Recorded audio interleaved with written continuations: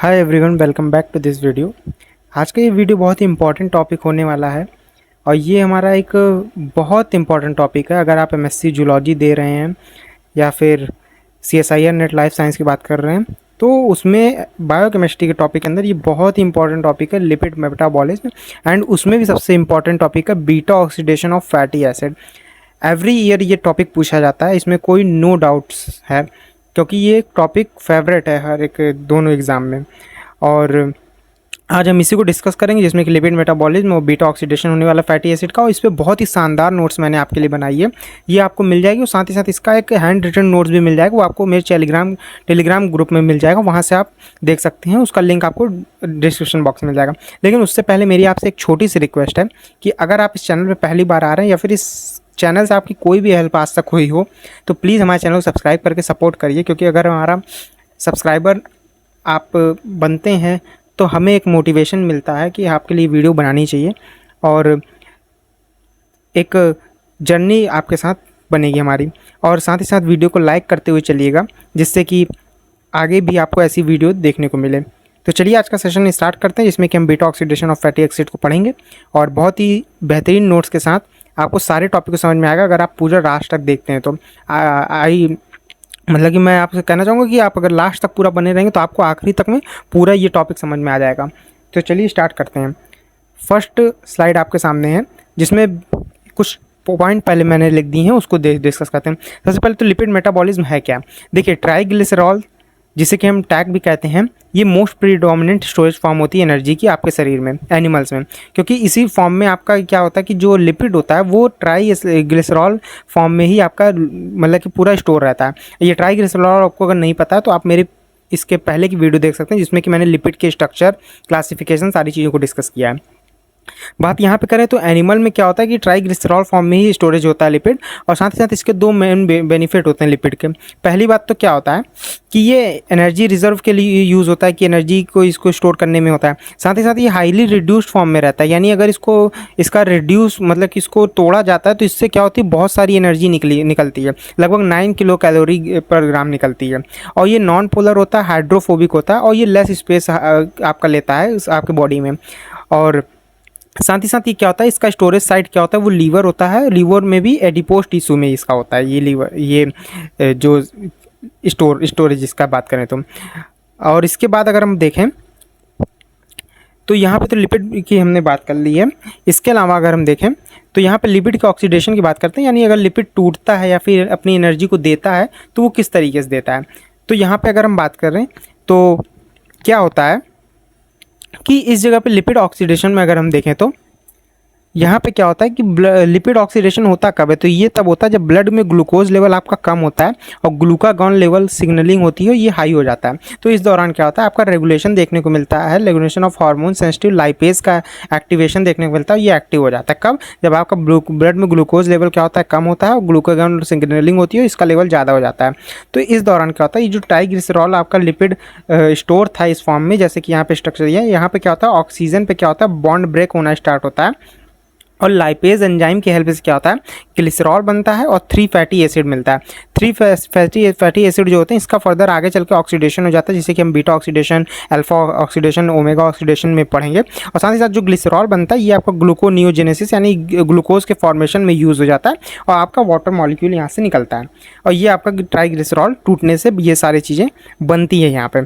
और इसके अगर हम आगे बात करते हैं तो यहाँ पर हमें फैटी एसिड ऑक्सीडेशन जो होता है ये कितने टाइप का होता है वो पहले डिस्कस कर लेते हैं। तो फैटी एसिड ऑक्सीडेशन की बात करें तो ये टोटल 3 टाइप का होता है। इसमें पहला क्या होता है, आपका अल्फा ऑक्सीडेशन होता है एंड सेकंड आपका ओमेगा ऑक्सीडेशन होता है। इसके बाद हम बीटा ऑक्सीडेशन की बात करेंगे। अल्फा ऑक्सीडेशन में क्या होता है उसको डिस्कस कर देते हैं।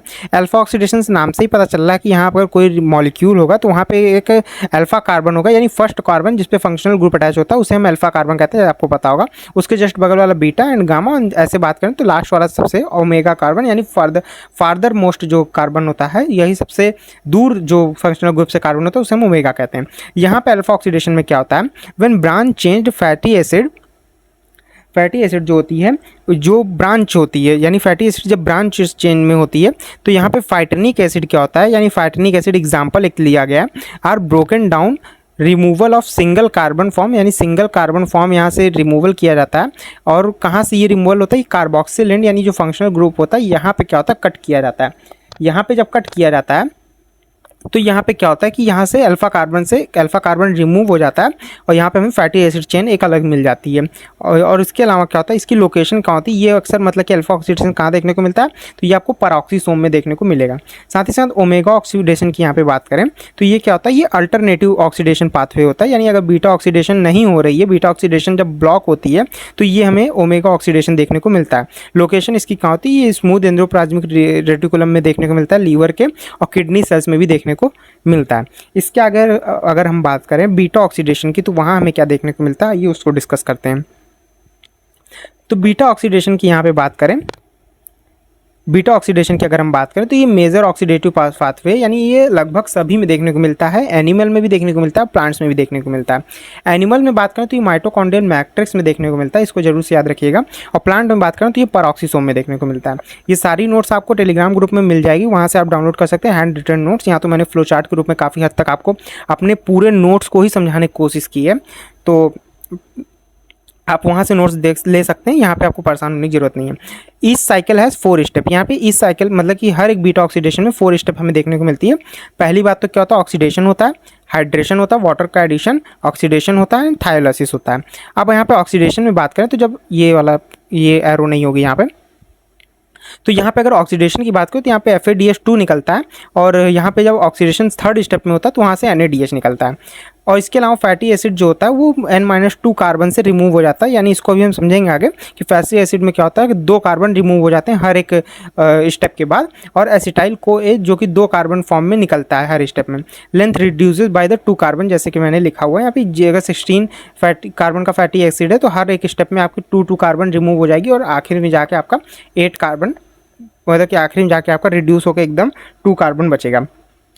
साथ ही साथ यहाँ पे मैंने कुछ लिखा, fatty acid cytosol to mitochondrial matrix. यानी फैटी एसिड का ये जो ऑक्सीडेशन आप देखेंगे तो साइटोसोल से स्टार्ट होगा और माइटोकॉन्ड्रियल मैट्रिक्स में होगा। प्रॉपर बीटा ऑक्सीडेशन कहाँ देखने को मिलता है आपको, प्रॉपर बीटा ऑक्सीडेशन आपको माइटोकॉन्ड्रियल मैट्रिक्स में देखने को मिलता है।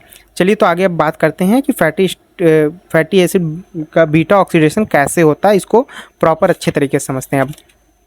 अब तो यहाँ से आपका पहला स्टेप आपका स्टार्ट हो रहा है। यहाँ से आपका फैटी एसिड का सबसे पहले हमें एक्टिवेशन करवाना होता है बीटा ऑक्सीडेशन करवाने के लिए।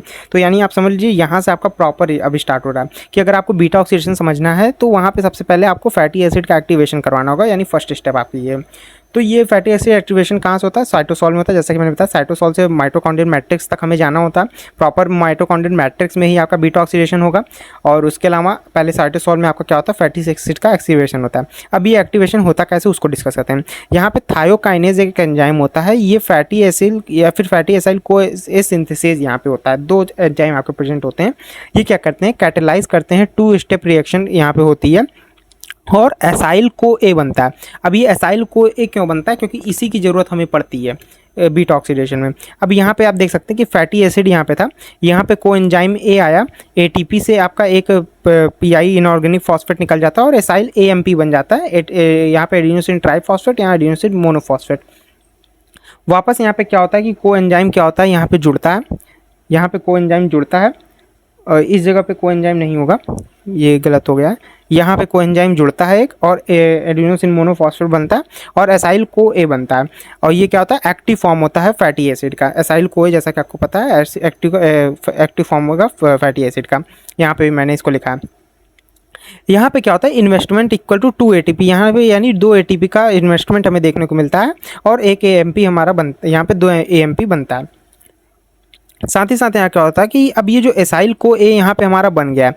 अब ये एसाइल CoA जो होता है इसके लिए कोई रिसेप्टर नहीं प्रेजेंट होता है। यानी इसको हर एक चीज़ के मॉलिक्यूल को सेल के अंदर ले जाने के लिए, ऑर्गेनेल के अंदर ले जाने के लिए कोई ना कोई रिसेप्टर वहाँ पे प्रेजेंट होता है।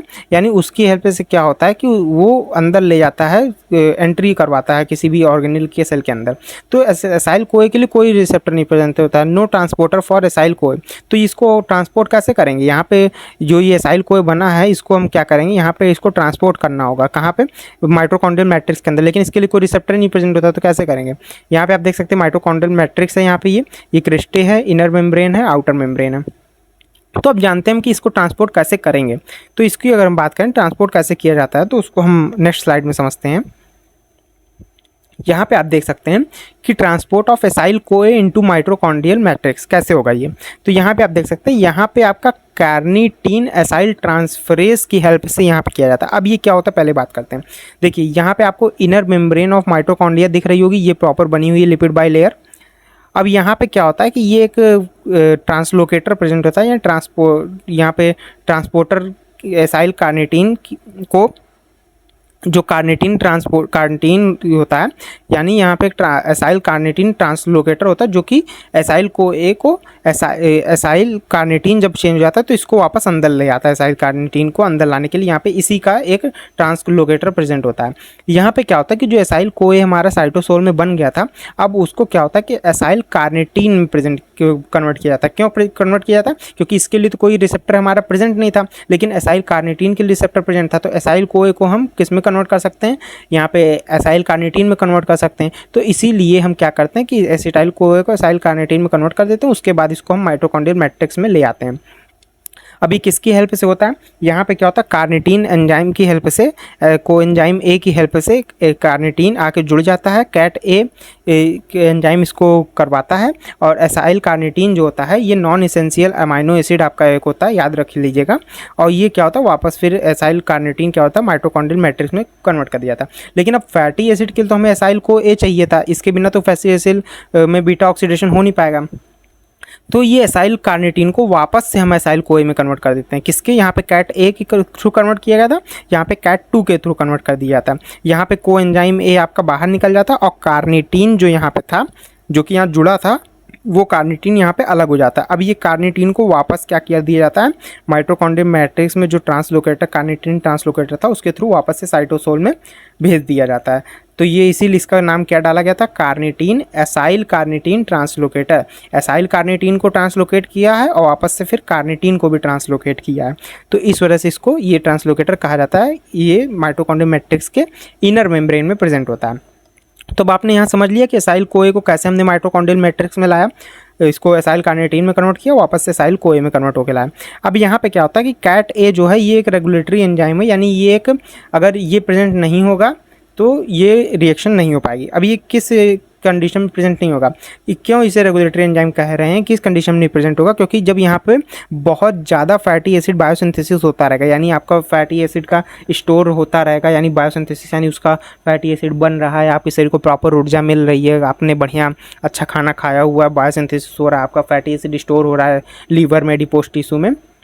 तो उस दौरान क्या होगा कि आपका मेलानाइन कोएंजाइम ए होता है, उस दौरान तो आपको कोई एनर्जी चाहिए नहीं होगी, अलग से एक्स्ट्रा एनर्जी चाहिए नहीं होगी, तो वहाँ पे क्या होगा, ब्रेकडाउन तो होगा नहीं लिपिड का। तो उस दौरान मेलानाइन को ए बनता है और वो कैट ए को सप्रेस कर देता है कि, और कहता है कि अब तुम्हें कोई ज़रूरत नहीं बीटा ऑक्सीडेशन करने की, तो तोड़ने की जरूरत नहीं है लिपिड को। तो इस दौरान कैट ए क्या होता है, बंद होता है, और एसाइल कोए कार्निटीन में कन्वर्ट नहीं होता है। तो आपने यहाँ से ये सारी चीज़ समझ ली, इसको लिख लीजिएगा अपने नोट्स में। अब आगे हम बात करते हैं कि आगे बीटा ऑक्सीडेशन कैसे हो रहा है। तो यहाँ पे अगर हम बीटा ऑक्सीडेशन की अब बात करते हैं, चलिए, तो यहाँ पे क्या होता है कि 4 स्टेप एंजाइमेटिक साइकिल होती है ये बीटा ऑक्सीडेशन, जिसपे हमने 4 स्टेप की केवल बात करनी है। यहाँ पे क्या किया जाता है, एसाइल कोए एसिटाइल कोए में कन्वर्ट कर दिया जाता है, और यहाँ पे क्या होता है कि बस 2 कार्बन का हर एक साइकिल में रिडक्शन होता है, यानी निकल जाता है। और यहाँ पे किसके थ्रू होता है, ऑक्सीडेशन, हाइड्रेशन एंड थायोलाइसिस के थ्रू। साथ ही साथ बात करें तो माइटोकॉन्ड्रियल में कहाँ कहाँ होता है ये, इनर मेम्ब्रेन में आपकी स्टेप फर्स्ट केवल ऑक्सीडेशन देखने को मिलेगी, कहाँ पे, इनर मेम्ब्रेन में। और मैट्रिक्स में आपको 2 से लेके 4 स्टेप, यानी यहाँ से लेके पूरी यहाँ तक की स्टेप देखने को मिलेगी। अब यहाँ पे क्या होता है कि एसाइल को ए की बात करें तो एसाइल को ए पहले इनॉल को ए में कन्वर्ट हो जाता है ऑक्सीडेशन के थ्रू, जहाँ पे FAD क्या होता है, FAD से FADH2 में कन्वर्ट हो जाता है। किसके एंजाइम की हेल्प से, एसिटाइल को ए डिहाइड्रोजिनेज की हेल्प से। अब बात करें इनॉल को ए हाइड्रेशन, यानी हाइड्रेशन मतलब वाटर का एडिशन होना चाहिए, वाटर का एडिशन यानी वाटर H2O ऐड होगा। इनॉल को ए हाइड्रेटेज की हेल्प से, एंजाइम की हेल्प से किस में कन्वर्ट हो जाता है, बीटा हाइड्रोक्सी एसिटाइल को ए। एसाइल कोए, बीटा हाइड्रोक्सी एसाइल कोए में। अब थर्ड स्टेप में हमारा क्या आता है, ऑक्सीडेशन वापस से। तो यहाँ बीटा हाइड्रोक्सी एसाइल कोए में NAD, एक NAD से एक NADH निकलता है। बीटा हाइड्रोक्सी एसाइल कोए डीहाइड्रोजिनेज की हेल्प से बीटा कीटो एसाइल कोए में कन्वर्ट हो जाता है। अब फोर्थ स्टेप में आपका थायोलाइसिस आता है। थायोलाइसिस किसके थ्रू होता है, थायोलेज के थ्रू होता है। एडिशन ऑफ कोएंजाइम में, यहाँ कोएंजाइम में एक एडिशन होता है और 2 कार्बन के आपके मिल जाते हैं। एसिटाइल कोए यहाँ से अलग हो जाता है और जो यहाँ पे एसाइल कोए था वो वापस से कन्वर्ट हो जाता है नई साइकिल के लिए बनने के लिए, और एसिटाइल कोए यहाँ से 2 कार्बन के रूप में निकल जाता है। तो ये आपकी बीटा ऑक्सीडेशन थी प्रॉपर। अब इसको थोड़ा देख लेते हैं कि कैसे कार्बन यहाँ से अलग होता है। तो ये आपको प्रॉपर स्टेप बनानी है और इसके पहले के जो मैंने बताया वो सब भी आपको लिखना है। तो अब अगली स्टेप की बात कर लेते हैं, वहाँ पर क्या हो रहा है इसके बाद वाली स्टेप में।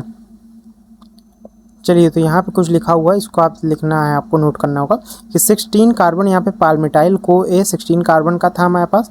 ये पहले साइकिल में 14 कार्बन, फर्स्ट साइकिल में, सेकंड साइकिल में आपका ये 14 कार्बन, थर्ड साइकिल में 12 कार्बन, फोर्थ में 10 कार्बन, फिफ्थ में 8 कार्बन, सिक्स में 6 कार्बन, 7 में आपका 4 कार्बन और उसके बाद 2 कार्बन में अलग हो जाता है। ये 7 साइकिल टोटल चलती हैं। 7 साइकिल आपको चलती हुई दिखेंगी। 16 कार्बन को 4 कार्बन में कन्वर्ट करने के बाद 2 कार्बन में सबसे ज़्यादा ब्रेक डाउन कर देने में 7 NADH आपको देखने को मिलेगा हर एक साइकिल में और 7 FADH2 आपको देखने को मिलेगा हर एक साइकिल में। टोटल 8 एसिटाइल को ए मिलते हैं एक कार्बन के, मतलब कि 16 कार्बन के पाल्मिटाइल को ए के ख़त्म होने से टोटल कितने मिलेंगे, 8 एसिटाइल को ए आपको देखने को मिलेंगे। यहाँ पे आप देख भी सकते हैं 2 कार्बन 1 2 3 4 5 6 7 एंड 8, यानी टोटल 8 मॉलिक्यूल आपको देखने को मिलेंगे किसके, 2 कार्बन के एसिटाइल को ए को देखने को मिलेंगे। और ये आपकी क्या होती है, ये 7 साइकिल आपको चलती हुई दिखेगी। नेक्स्ट बात करें तो आखिर इसका फेट क्या है एसिटाइल कोए का, यानी एसिटाइल कोए को हम आखिर यूज़ किस जगह पे करेंगे उसको हम देख लेते हैं। तो एसिटाइल ए को हम कहाँ पे यूज़ करेंगे उसको हम देखते हैं नेक्स्ट स्लाइड में। अब ये देख लेते हैं मेटाबॉलिक फेट क्या है एसिटाइल कोए का, यानी एसिटाइल कोए किस जगह पे यूज़ हो रही है। तो देखिए यहाँ पे 2 कंडीशन होती है। अगर पाथ ए एसिटाइल कोए, ये आपका स्ट्रक्चर मैंने बना दिया यहाँ पे, अभी देखिए कि ये स्ट्रक्चर है CH3 COA और C डबल बॉन्ड O का जुड़ गया। अब यहाँ पे 2 कंडीशन है कि पाथ ए है और पाथ बी है। अगर आपके पास लो एनर्जी स्टेट है, यानी एनर्जी अब लो है आपके बॉडी में, और दूसरी है हाई एनर्जी स्टेट, यानी आपके शरीर में एनर्जी हाई है। अगर लो एनर्जी है तो एसिटाइल को ए कहाँ एंट्री कर लेगा, डायरेक्ट TCA साइकिल में ATP बनाने के लिए। अब ये क्या होता है कि leads to the release of CO2 during the cycle, और CO2 के थ्रू यहाँ पे क्या होगा, एनर्जी निकलेगी, एनर्जी यील्ड प्रोडक्शन होगा, produce 3 NADH 1 FADH2 and 16 ATP यहाँ से फॉर्म होगी जल्दी जल्दी, अगर आपके यहाँ पास लो एनर्जी कंडीशन है ATP और ADP की। तो अब इसके अलावा ये पहली कंडीशन हो गई। अब दूसरी एनर्जी कंडीशन है कि हाई एनर्जी स्टेट है, आपके शरीर में प्रॉपर एनर्जी है, सब कुछ ठीक है, तो ATP भी हाई है। तो क्या होता है कि यहाँ पे क्या होता है कि ये माइटोकॉन्ड्रिया की एंट्री इन माइटोकॉन्ड्रिया होती है और कीटोन बॉडी बनने लगती है, ये आपके लिए दिक्कत करेगा।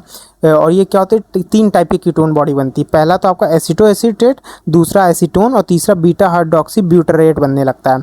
अब ये acetyl CoA is delivered to form specific metabolic intermediates, इन्हीं इंटरमीडिएट्स की बात कर रहा है कि ये सारी चीज़ बनते लगते हैं और ये क्या कहते थे, वापस ब्लड में डाल दिया था, dump into the blood serve as energy source for tissue और ऑर्गन्स इन नीड। और ये क्या होता है कि इन्हें ब्लड में डाल दिया था और जिन ऑर्गन को ज़रूरत होती है, जैसे कि माइंड, ब्रेन में, मसल्स में और हार्ट में, यहाँ पे ज़रूरत होती है तो यूज़ कर लिया जाता है। और बहुत ज़्यादा अगर नंबर में हाई बन जाते हैं कीटोन बॉडी तो ये आपके लिए फिर दिक्कत करते हैं, वरना नॉर्मल कंडीशन में ये इन जगहों पे यूज़ कर लिए जाते हैं ब्लड में डाल के।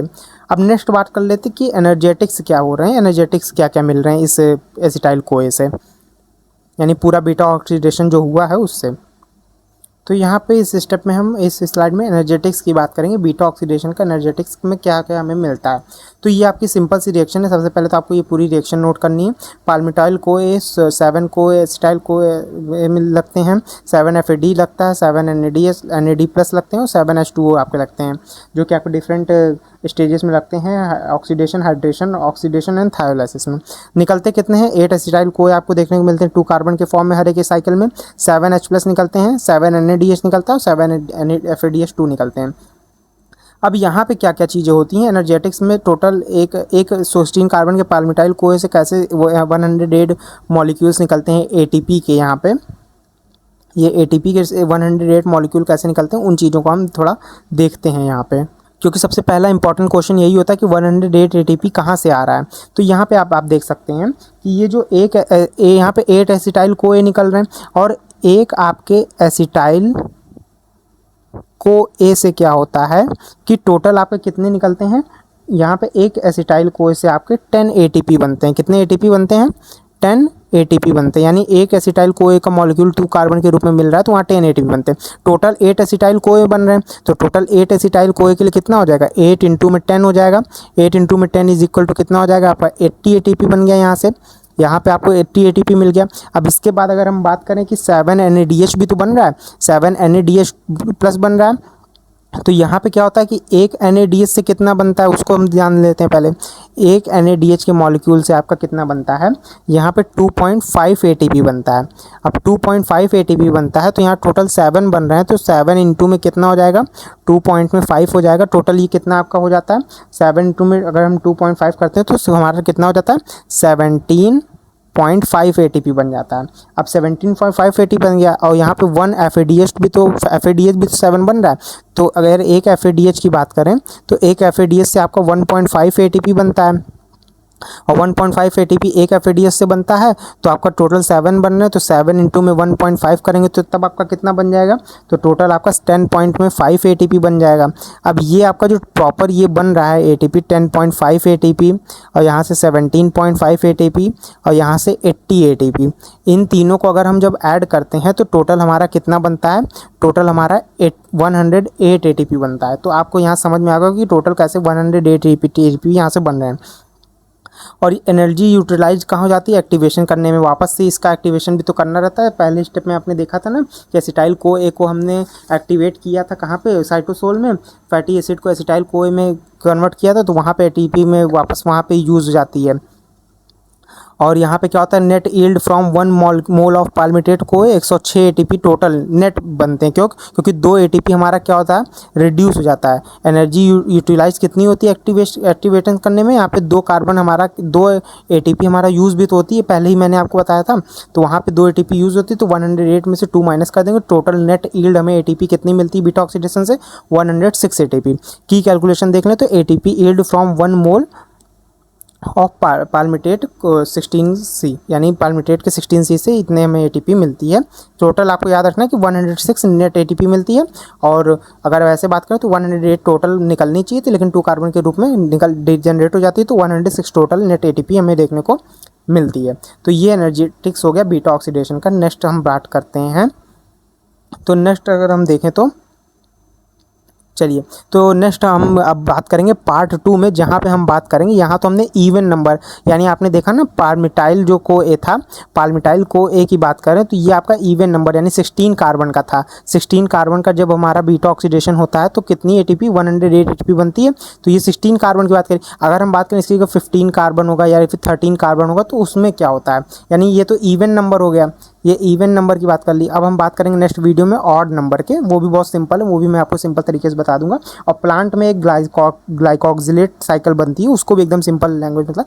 टोटल मेरे ख्याल से 5 स्लाइड और होगी नेक्स्ट वीडियो में पार्ट 2 में, तो उसके लिए ज़रूर से आप कौन सा पार्ट देखिएगा, इसके बाद का पार्ट 2 जरूर से देखिएगा, जहाँ पे हम beta oxidation of odd number of carbon की बात करेंगे। तो चलिए आज के लिए बस इतना ही। थैंक यू सभी को। साथ ही साथ वीडियो को सब्सक्राइब कर दीजिएगा, अगर आप नए आ रहे हैं तो लाइक करते हुए चलिएगा, अगर आपको थोड़ी सी भी हेल्प हुई, समझ में आए हो, और अपने दोस्तों के साथ शेयर ज़रूर करिएगा ताकि उनकी भी हेल्प हो। और साथ ही साथ आप बेल आइकन दबा दीजिएगा, बेल आइकन, जिससे कि आपको डेली नोटिफिकेशन आ जाए। और साथ ही साथ हमारी PYQ सीरीज़ ज़रूर देखते हुए चलिएगा, जो कि प्रॉपर हर एक दिन चल रही है, और उससे आपकी काफ़ी हेल्प मिलेगी आपको क्वेश्चन प्रैक्टिस करने में आपके एग्ज़ाम में, CSIR नेट लाइफ साइंस के। तो चलिए आज के लिए बस इतना ही। मिलते हैं अब आपसे नेक्स्ट वीडियो में नए टॉपिक के साथ, जिसमें कि हम पार्ट 2 में बीटा ऑक्सीडेशन डिस्कस करेंगे। तब तक गुड बाय एंड सभी को टेक केयर।